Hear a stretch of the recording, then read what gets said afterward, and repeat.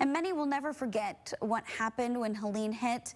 And now we're hearing how the storm unfolded from the team who coordinated the response under pressure.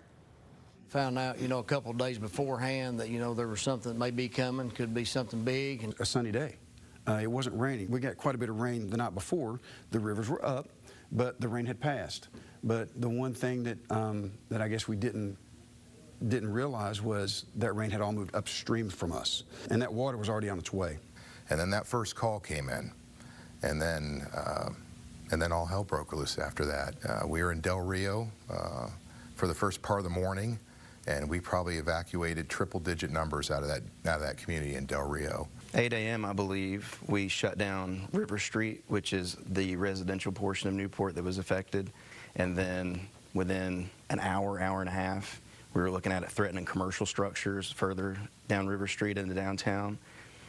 It just was rising so fast. It was nothing like any of us had ever seen. 9:40 a.m. that morning, or approximately that time, we got our first call for help. And they came in rapid succession shortly after that. We had the old jail on the 3rd floor, and we had to evacuate it too. In normal events, that does not get evacuated. But when we seen how fast that water was moving and all of the debris that was coming down that river, we knew we had to get them out of there too. So, luckily for us, when it come to that, Jefferson County Sheriff reached out to me and said, I've got a facility. You can bring all your inmates here. Sevier County, Greene County, every East Tennessee sheriff started calling, up front where we put your inmates. Our dispatch center called me directly, and the language did not change throughout. I've listened to all the tapes. The dam is broken. So I hung up the phone. I looked at the mayor. The mayor was standing 2 feet away from me. I said, Sir, Walters Dam suffered a catastrophic failure. Dam's broken. We need to evacuate, the downtown area and all the low-lying areas right away. And he said, Roger that. And I said, sir, I need you to say the word. He said, evacuate. And that was it. That operations center was quiet. And this is it. Something all your life you thought, well, that'll never happen. Now you're mentally trying to prepare for it. We said a prayer, asked for protection, guidance, and wisdom, and got ourselves under control, and then focused on the mission. Cowboy up. The 3 major rivers in our county all had hit that record flood stage. Propane tanks, vehicles, trees, man-made natural debris.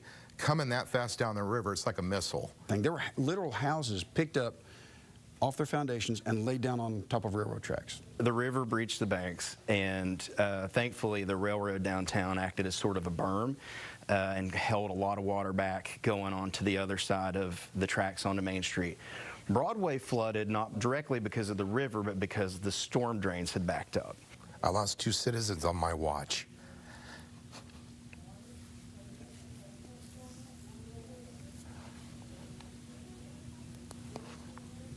I was a Marine for 25 years. I have multiple deployments overseas. I've been in harm's way more times than I care to count, and I don't ever remember feeling the way that I felt that day. It's a heartbreaking scene to just stand there and see your home decimated. But you walk down the street and you start talking to folks on Sunday, already ripping out drywall, already taking out furniture, trying to rebuild, trying to clean up.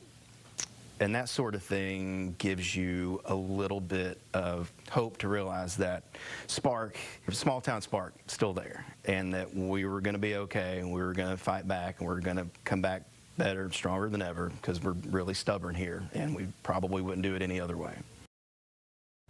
And they have so much more to say. You can listen to the full interviews with these Newport and Cocke County leaders inside your WVLT News app right now. You'll also hear about the 4 stages of recovery and the agencies that are working right now to help residents, businesses, and agriculture. Plus, you can watch a special newscast called After Helene, looking ahead after the storm. You'll see all of our coverage from when the storm first hit to now. It's streaming right now. You can watch it in your WVLT Smart TV app. And several